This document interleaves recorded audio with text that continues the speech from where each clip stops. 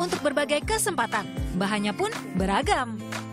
Ada beludru, biji besi, kayu, kulit, hingga anyaman serat.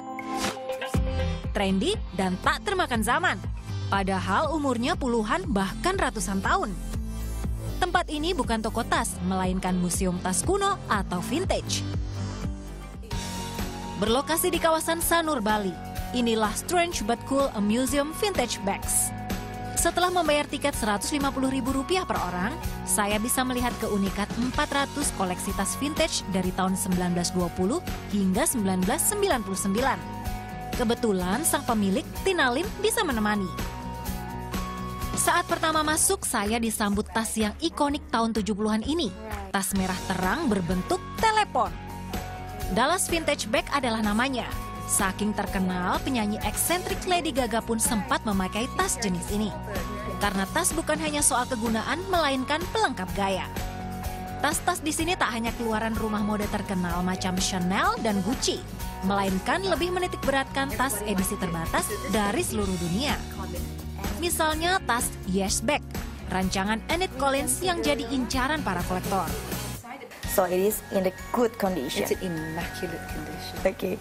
Nah, tas yang satu ini adalah salah satu yang paling tua dari koleksi yang ada di museum ini.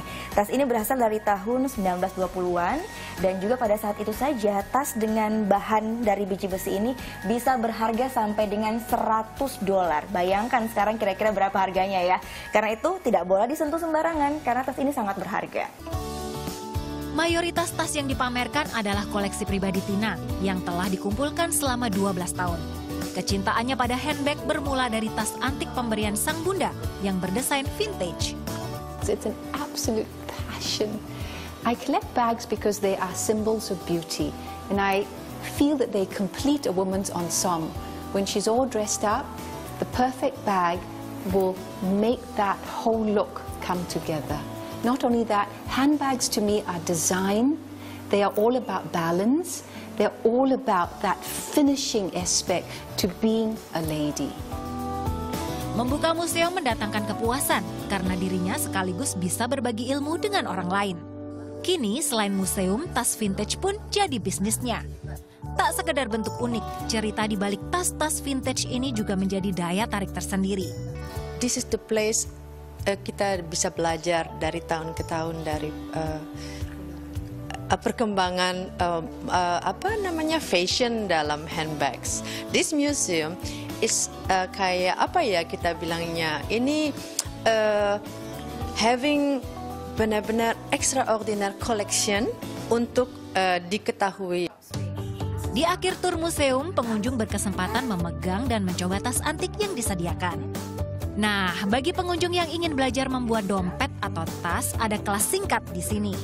Bukan dengan bahan kain atau kulit, melainkan karton dari kemasan bekas makanan atau minuman. Tinggal sediakan cetakan model, gunting, penggaris, dan ballpoint.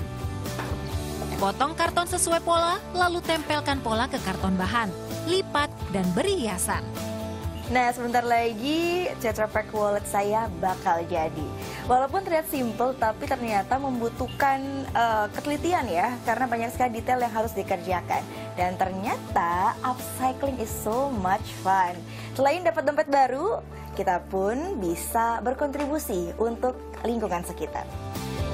Hasil kerajinan tangan para pengunjung ini pun bisa dibeli sebagai souvenir. Gita Natalia, Andi Setiawan melaporkan untuk NET.